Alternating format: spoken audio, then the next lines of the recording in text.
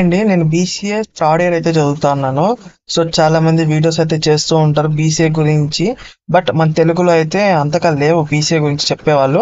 So అందుకే నేను BCA చదువుతున్నా కాబట్టి బీసీఏ స్టూడెంట్స్ కి ఒక గైడెన్స్ ఇద్దామని ఒక ఉద్దేశంతో, ఇప్పుడు ప్రెసెంట్ ఇంటర్ కూడా ఫినిష్ అయింది కాబట్టి సో వాళ్ళ కోసం ఒక గైడెన్స్ ఇద్దామని ఒక ఉద్దేశంతో ఈ వీడియో అయితే చేస్తున్నాను. సో కాబట్టి ప్రతి ఒక్కరు ఈ వీడియో స్కిప్ చేయకుండా చూడండి. సో కాబట్టి ప్రతి ఒక్కరు మన లైక్ చేయండి, సబ్స్క్రైబ్ చేయండి. So first of all BCA ఎవరు తీసుకోవచ్చు అంటే, మీరు ఇంటర్ ఫినిష్ అయిపోయిన తర్వాత సో చాలా మంది అనుకుంటూ ఉంటారు కంప్యూటర్ సైన్స్ వెళ్ళాలి అని. కొంతమంది ఎలా ఉంటారంటే బైపీసీ చదువుకొని ఉంటారు, బట్ సాఫ్ట్వేర్కి వెళ్ళాలనిపిస్తుంది. సో ఇంటర్లో ఉన్నప్పుడు అంత ఐడియా లేక బైపీసీ తీసుకుంటారు, తర్వాత సాఫ్ట్వేర్కి వెళ్ళాలి, ఎలా సాఫ్ట్వేర్ జాబ్ తెచ్చుకోవాలనుకుంటే ఆప్షన్ ఏంటి, బీసీ అనేది ఒక ఆప్షన్ అండి. బీసీ తీసుకోవడం వల్ల మనకి సాఫ్ట్వేర్ జాబ్స్ వస్తాయి. సో అలాగే ఎంపీసీ వాళ్ళు ఉంటారు కదా, వాళ్ళ బీటెక్ చేయలేక ఈ బీటెక్ మనకు అవుతుందా అనే ఉద్దేశంతో ఉంటారు. సో నేను ఇక్కడ ఒకటి మీకు క్లారిటీ ఇద్దాం అనుకుంటున్నా. ఇక్కడ బీసీఏలో ఎవరైనా జాయిన్ అవ్వచ్చు, మీరు ఎటువంటి గ్రూప్ అయినా సరే. ఇక్కడ ఇంటర్లో ఏ గ్రూప్ అయినా తీసుకొని బీసీఏ అనేది మీకు ఎలిజిబిలిటీ ఇస్తుంది. సో ఇంకోటి ఏంటి అంటే, ఈవెన్ ఎంపీసీ చదువుకున్న వాళ్ళు బీటెక్కి వెళ్ళకపోయినా సరే బీసీఏకి అయితే రావచ్చు. మీకు బీటెక్ తీసుకున్న సాఫ్ట్వేర్ జాబ్కి వెళ్తారు, బీసీఏ తీసుకున్న సాఫ్ట్వేర్ జాబ్కి వెళ్తారు. ఇక్కడ ఇంకొక విషయం ఏంటి అంటే, బీసీఏలో మనకి బీటెక్ అలాగే బీసీఏలో మనకి సేమ్ గానే ఉంటాయి, సిలబస్ కూడా కొద్దిగా. సో దానివల్ల మీకు ఏంటి అంటే ప్రాబ్లం ఏమి ఉండదు, సేమ్ సిలబస్ కొద్దిగా maximum to maximum same syllabus ఉంటుంది. ఫర్ ఎగ్జాంపుల్ ఇప్పుడు మా కాలేజ్లో ఉన్న గ్రూప్స్ అయితే మీకు అంటే సబ్జెక్ట్స్ అయితే చూపిస్తాను.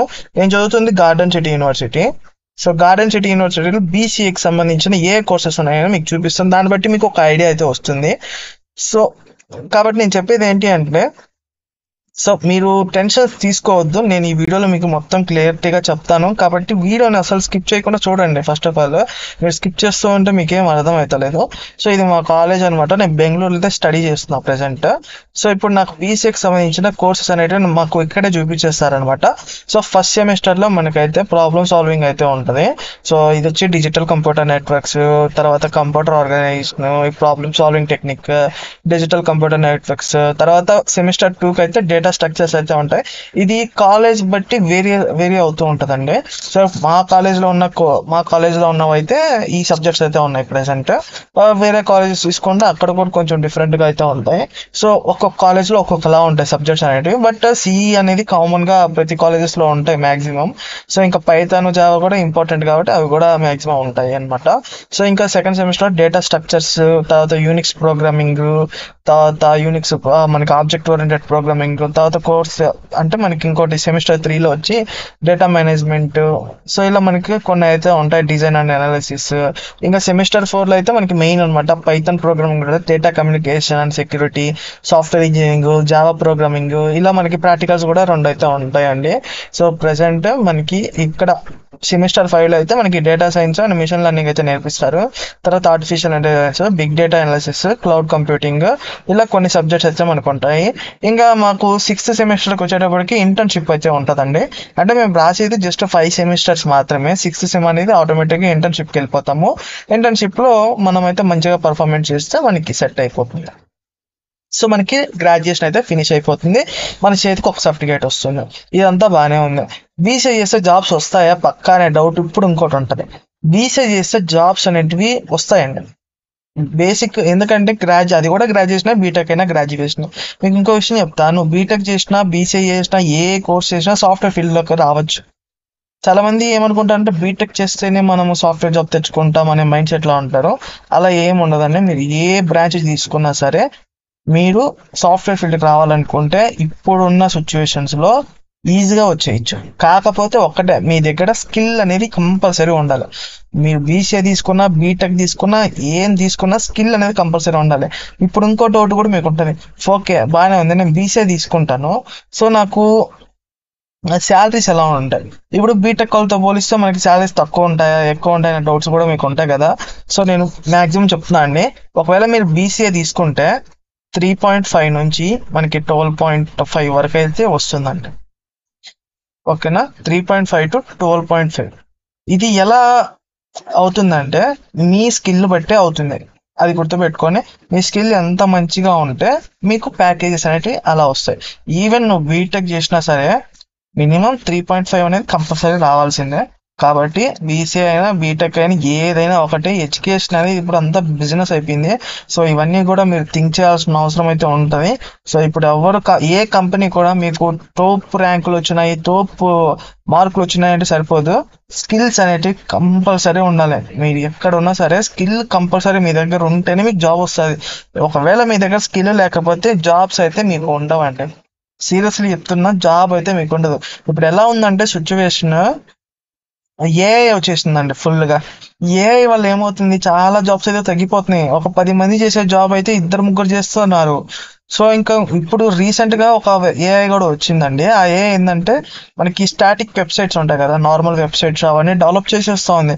సో ఫ్రెషర్ జాబ్స్ అనేటివి తగ్గిపోతాయి. సో ఇవన్నీ గుర్తుపెట్టుకొని ఏఐ టెక్నాలజీస్ మీద మంచి గ్రిప్ పెట్టుకొని, సో ఎప్పటికప్పుడు టెక్నాలజీస్ అన్నింటినీ మనము పర్ఫెక్ట్ గా మెయింటైన్ చేస్తే డెఫినెట్లీ మీకైతే జాబ్ వస్తుంది. మీరు బీసీఏ చేసినా బీబీఏ చేసినా సాఫ్ట్వేర్ ఫీల్డ్లోకి అయితే రావచ్చు అండి, గ్యారంటీగా రావచ్చు. మీ దగ్గర నాలెడ్జ్ ఉండాలి అంతేగాని. మీకు కావాలంటే కొన్ని ఇంటర్వ్యూస్లో కూడా చూడండి, ఎనీ గ్రాడ్యుయేషన్ అని పెడతారు. ఎనీ గ్రాడ్యుయేషన్ అంటే ఏంటి, మీరు ఏం చదువుకున్నా కానీ మీకు ఎలిజిబిలిటీ ఉందని అర్థమవుతుందా? సో అది గుర్తుపెట్టుకొని మీరు స్కిల్స్ పెంచుకొని ఆటోమేటిక్గా బీసీఏలకు అయితే బీసీఏకి వచ్చి కూడా మీరు జాబ్ తెచ్చుకోవచ్చు. లేదంటే మీరు వేరే బ్రాంచెస్లో ఉండి కూడా జాబ్ అయితే తెచ్చుకోవచ్చు. ఎప్పుడు బీటెక్ తీసుకోమంటావా బీసీఏ తీసుకోమంటావా అంటే నేనేం చెప్తా అంటే, మీకు బీటెక్ మీ వల్ల అవుతుంది, మేము ఖచ్చితంగా పాస్ అవుతాం, మేము ఖచ్చితంగా మంచి మార్కులు తెచ్చుకుంటాం, మేము ఎంపీసీ చదువుకున్నాం అనుకొని ఉంటారో వాళ్ళు బీటెక్ తీసుకోవాలనుకుంటే హ్యాపీగా తీసుకోవచ్చు. లేదు మేము బైపీసీ తీసుకున్నాము, లేదా నేను ఎంపీసీ కూడా చదువుతున్నా బట్ నేను బీటెక్ చేయలేను అనుకో, వీళ్ళు ఇలాంటి టైప్ ఆఫ్ పీపుల్ ఉంటారు కదా, వాళ్ళు ఏంటో అంటే వాళ్ళు బీసీఏ కూడా తీసుకోవచ్చు అండి. ఇప్పుడు నేను ఎంపీసీ తీసుకున్నా అంటే నేను ఎంపీసీ చదువుకున్నా ఇంటర్లో, బట్ నాకు బీటెక్ మీద ఇంట్రెస్ట్ లే, అందుకని నేను బీసీఏకి వచ్చిన. సో నేను మీకు ఇంకొక విషయం కూడా చెప్తున్నా, మన ఆంధ్రలో డిగ్రీకి వాల్యూ లేదండి, సీరియస్లీ చెప్తున్నా. మన ఆంధ్రాలో డిగ్రీ అనేది చాలా చీప్గా చూస్తారు. సో ఎందుకంటే ఇప్పుడు మా ఫ్యామిలీ కూడా చాలా మంది అంటూ ఉన్నారు, సో ఎందుకు డిగ్రీ కోసం బెంగళూరుకి పంపించాలా అనే మైండ్ సెట్తో ఉన్నారు. బట్ రియాలిటీ ఏంటంటే నువ్వు ఒక్కసారి బెంగళూరు చూడండి, ఎన్ని కాలేజీలో మా కాలేజ్లో బీసీ స్టూడెంట్స్ ఎంతమంది ఉన్నారు తెలుసా, దాదాపు 400 మెంబర్స్ వరకు ఉన్నారండి. 400 మెంబర్స్ వరకు మా కాలేజీలో బీసెట్ టాప్. సో ఇలాగే బీసెక్ బెంగళూరులో కొన్ని కాలేజెస్లో అయితే బీసెక్ సీట్లు దొరక్క మా కాలేజ్కి వచ్చిన వాళ్ళు కూడా ఉన్నారు చాలా మంది. సో దీన్ని బట్టి అర్థం చేసుకోండి, ఇక్కడ డిగ్రీకి కూడా మంచి వాల్యూ ఉంటుంది బెంగళూరులో మాత్రం. మన ఆంధ్రలో కొంచెం చీప్గా చూస్తూ ఉంటారు. సో నా సజెషన్ ఏంటి అంటే, మీరు ఒకవేళ బీసీఏ చదవాలి అనుకుంటే బెంగళూరు వచ్చి చదవండి. సో నేను ఇప్పుడే చెప్తున్నా, బీసీఏ అనేది సాఫ్ట్వేర్ షాప్కి అయితే ఎలిజిబిలిటీ ఉంటుంది, హ్యాపీగా బీసీఏ చేసుకోవచ్చు. మ్యాథ్స్ అంటారా, మ్యాథ్స్ పెద్దగా ఉండదు. సో మీకు బేసిక్ ఉంటే సరిపోతుంది మ్యాథ్స్ అయితే. సో చాలా మంది మ్యాథ్స్ ఎక్కువ ఉంటుంది అనే మైండ్ సెట్తో ఉంటారు కదా, సో వాళ్ళ కోసం అయితే చెప్తున్నా, మ్యాథ్స్ ఏమి మరీ తోపు తురుమన్నంత ఉండదు, మామూలుగానే ఉంటుంది అనమాట. సో అది కూడా గుర్తుపెట్టుకొని, ఇంకా కోడింగ్ అవన్నీ చాలా టఫ్ ఉంటాయా అంటే మీరు వచ్చేదే సాఫ్ట్వేర్ ఫీల్డ్లోకి. కోడింగ్ లేకుండా ఎలా ఉంటుందండి, కోడింగ్ అంటే మరీ అంత టఫ్ ఏమి ఉండదు, బేసిక్ కోడింగ్స్ అవన్నీ ఉంటాయి. బట్ మీరు కోడింగ్ బాగా నేర్చుకుంటేనే మీకు జాబ్ వస్తుంది, అది మాత్రం గుర్తుపెట్టుకోండి. సో మేము పాస్ అయితే చాలు, గ్రాడ్యుయేషన్ కంప్లీట్ అయితే చాలు అనుకుంటే ఎవరైనా పాస్ అయిపోవడం పెద్ద మ్యాటర్ కాదు. స్కిల్ అనేది ఇంపార్టెంట్ అక్కడ. మీరు ఇప్పుడు బీటెక్లు చేసినా డిగ్రీలు చేసినా ఎక్కడ చేసినా సరే ఈజీగా పాస్ అయిపోతున్నారు అందరూ, బట్ స్కిల్ లేక జాబులు లేక ఉంటున్నారు అనమాట. సో మీ దగ్గర స్కిల్ ఉందనుకోండి ఆటోమేటిక్గా జాబ్ వస్తుంది, హ్యాపీగా తెచ్చుకుంటారు. ఇప్పుడు మేము చిన్న కాలేజీలో చేస్తే బెటరా పెద్ద కాలేజీలో చేస్తే బెటరా అని మీకు డౌట్ ఉంటుందండి. నేను చెప్పేది ఏంటి అంటే, పెద్ద కాలేజీలోనే తీసుకోండి. ఎందుకంటే మన ఆంధ్రాలో అయితే నేను వద్దనే చెప్తా, ఎందుకంటే మీరు బయట స్టేట్స్కి వెళ్ళాలి, బయట స్టేట్స్కి వెళ్తేనే మీకు అన్నీ అర్థమవుతాయి. ఇప్పుడు నేను మా ఊర్లో ఉన్నాను అనుకోండి, నాకేం అర్థమవుతలేదు, ఏదో మా ఫ్రెండ్స్ హ్యాపీగా తిరిగేసినామా అట్ట అయిపోయింది లైఫ్. అయిపోయేసరికి నా 3 ఏళ్ళు అయిపోతాయి, మనకి సర్టిఫికేట్ వస్తుంది, తర్వాత జాబ్ లేదు, ఏం చేయాలి, తిరుగుతా ఉండాలి. ఇదంతా అవసరమా? అదే మీరు బయట స్టేట్స్కి వచ్చారనుకోండి, మీకు తెలుస్తుంది రోజు ఏమేమి అప్డేట్ అవుతున్నాయి అనేది తెలుసు. ఫర్ ఎగ్జాంపుల్ బెంగళూరే అనుకోండి, సిలికాన్ సిటీ అని అంటారు దీన్ని. సో ఎందుకు, ఇక్కడ మనకి బోల్డ్ అండ్ సాఫ్ట్వేర్ జాబ్స్ కూడా ఉంటాయి. సో కాబట్టి ఏంటంటే మనకు అన్ని తెలుస్తూ ఉంటాయి, ఇప్పుడు ఈ లేటెస్ట్ ట్రెండింగ్స్ ఏంటి, ట్రెండ్లో ఏం నడుస్తుంది, ఇవన్నీ మీకు ఒక గ్రిప్ వస్తుంది, కష్టం విలువ తెలుస్తుంది. సో మనం ఏం చేస్తే బెటర్ సిచ్యువేషన్, బెటర్ ప్యాకేజెస్ మనం తెచ్చుకుంటాం అనే మైండ్ సెట్ పెరుగుతుంది. ఇక్కడ పీపుల్ మైండ్ సెట్ అనేది మీకు వస్తుంది. సో ఇవి చాలా ఉంటాయండి. సో మన సొయిట్ ఉన్నాం అనుకోండి, మన పిల్లకాయలతో అలా తిరిగితే అయిపోయా లైఫ్. అందుకని బయట స్టేట్స్కి రండి. ఎవరైతే బీసీఏ తీసుకోవాలనుకుంటున్నారో వాళ్ళు.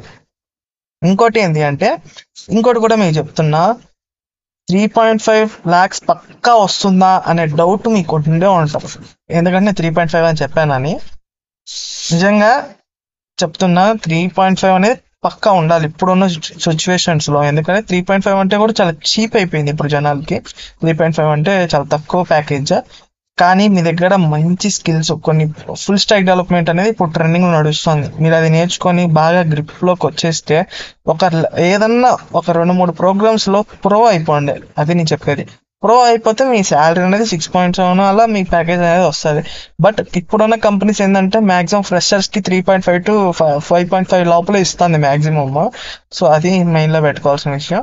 ఇంకా కొన్ని రోజులకి సాఫ్ట్వేర్ జాబ్స్ అయితే తగ్గిపోతాయండి. ఎందుకు చెప్తున్నా అంటే ఏఐ అనేది ఆక్యుపై చేస్తుంది. ఓకేనా?